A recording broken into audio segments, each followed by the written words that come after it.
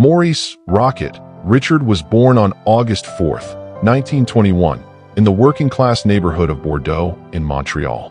He was the eldest of 8 children in a French-Canadian family that understood sacrifice, discipline, and quiet endurance.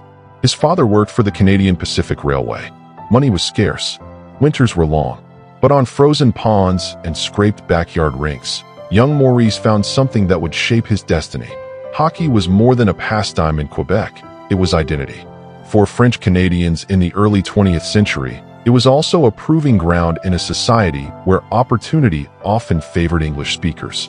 Richard was small and shy as a boy, more reserved than fiery. His passion revealed itself only when he stepped onto the ice. There, something transformed. His stride was powerful, his focus unbreakable, and his competitiveness unmistakable. As a teenager, he played for local parish teams and later joined the Verdun Maple Leafs in junior hockey. His early years were marked by injuries, including a broken ankle that threatened to derail his career. Scouts questioned whether his body could withstand the demands of professional hockey. But Maurice possessed a stubborn resilience. He strengthened his legs, refined his shot, and trained relentlessly. What he lacked in polish, he made up for with raw intensity. In 1942, he signed with the storied Montreal Canadiens, a franchise already rich in history. The team was part of the National Hockey League, then a 6-team circuit known as the Original Six. Competition was fierce, and opportunities were scarce. In his rookie season, Richard suffered another serious ankle injury, raising doubts once more about his durability. But the 1943-44 season changed everything. Playing on a line with Elmer Locke and Toe Blake, later nicknamed the Punch Line, Richard exploded offensively. On December 28, 1944, he scored 5 goals and added 3 assists in a single game against the Detroit Red Wings. 8 points in one night, a feat that stunned fans and opponents alike. That season, he became the first player in NHL history to score 50 goals in 50 games. It was not merely a statistical milestone, it was a cultural event. For French Canadians, Maurice Richard had become a hero who proved they could dominate the sport's grandest stage. His nickname, the Rocket, emerged during these years, an acknowledgement of his blazing speed and explosive shot. But the name captured more than velocity. It spoke to the force of his presence. Richard did not glide through games, he attacked them. He chased loose pucks with reckless determination, absorbed punishing body checks, and drove relentlessly toward the net. The Canadiens became a powerhouse in the 1940s, winning Stanley Cups in 1944 and 1946. Richard was central to their success, yet his style of play also made him a lightning rod. He played in an era when hockey was rough, sticks were wielded like weapons, and referees often let players settle disputes themselves. Richard never backed down. If slashed, he retaliated. If taunted, he answered with his fists, or with goals that to English-speaking fans outside Quebec, he was sometimes portrayed as hot-tempered. To many in Quebec, he was passionate and proud, refusing to be intimidated. His confrontations with teams like the Boston Bruins and the Detroit Red Wings became legendary. Every game against Boston felt like a battle for respect as much as points in the standings. That by the early 1950s, the Canadiens were entering a new golden age. Young stars emerged, including the elegant center Jean Beliveau, whose style contrasted with Richard's fiery intensity. Together, they formed the core of a dynasty. Under coach Toe Blake, the team blended skill, discipline, and experience.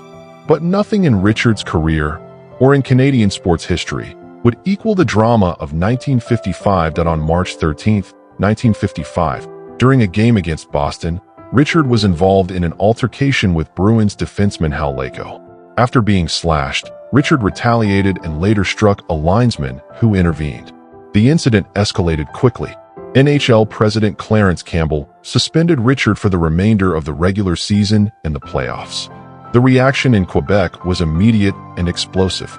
Many French Canadians believed the punishment was excessive and symbolic of deeper cultural tensions. On March 17th, when Campbell attended a game at the Montreal Forum, fans booed relentlessly. A tear gas bomb was detonated inside the arena. Riots spilled into the streets. Windows were smashed, stores looted, cars overturned. The event became known as the Richard Riot. For many historians, the The riot represented more than outrage over a hockey suspension. It reflected simmering frustrations in Quebec society, frustrations that would later contribute to the quiet revolution of the 1960s. Maurice Richard, a hockey player from a working-class family, had become an emblem of pride and resistance. Richard himself was deeply shaken by the violence. He recorded a radio message urging calm and asking fans to respect the decision, however painful. His words helped restore order, but the Canadiens lost their playoff momentum and were eliminated. If 1955 was marked by turmoil, the years that followed were defined by triumph. From 1956 to 1960, the Canadiens won 5 consecutive Stanley Cups, an achievement unmatched in modern NHL history. Richard, though aging and increasingly battered by injuries, remained a vital presence. His leadership was as important as his scoring. Younger players looked to him not just for goals, but for courage. On October 19, 1957, Richard scored his 500th career goal, becoming the first player in NHL history to reach that milestone. The crowd at the Montreal Forum erupted in a prolonged ovation. Teammates lifted him from the ice.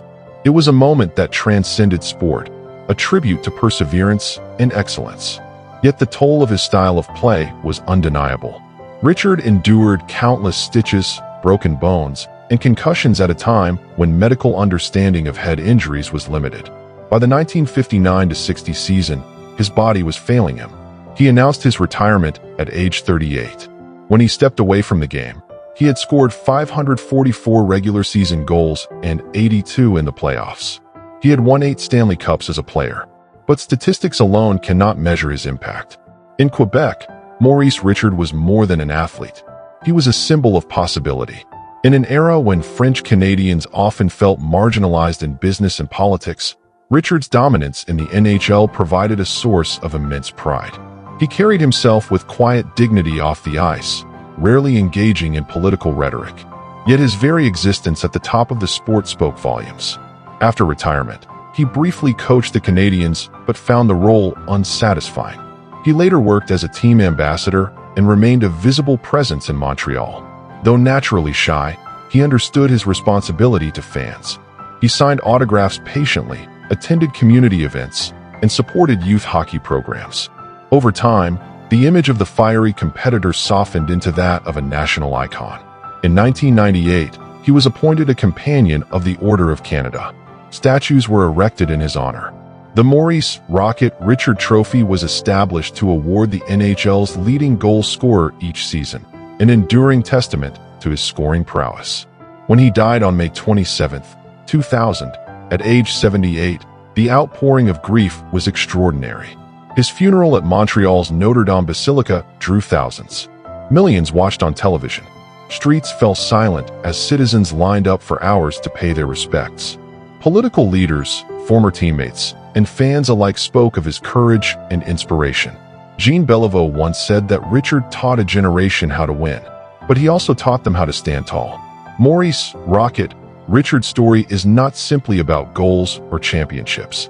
It is about a young boy from a modest neighborhood who carried the hopes of a people on his shoulders. It is about fire harnessed into discipline, anger transformed into achievement. It is about skating headlong into adversity and refusing to yield. On the ice, he was relentless, a blur of red, white, and blue charging toward the net. Off the ice, he was reserved, almost uncomfortable with celebrity. Yet when he pulled the Canadian sweater over his head, stitched with the iconic CH, he represented something larger than himself. In today's NHL, players benefit from advanced equipment, sports science, and global scouting. Richard played when helmets were optional and travel was grueling. He faced defenders who hooked, held, and hammered him without mercy. And still he scored, again and again, until no one had ever scored more. His legacy lives in every player who dares to chase 50 goals in a season. It lives in the roar of Montreal crowds and in the pride of Quebec communities. It lives in the belief that sport can give voice to identity. Maurice Richard did not set out to become a symbol. He set out to score. But in doing so, he ignited something enduring, a spark that still glows in the heart of hockey. The Rockets' fire never truly faded.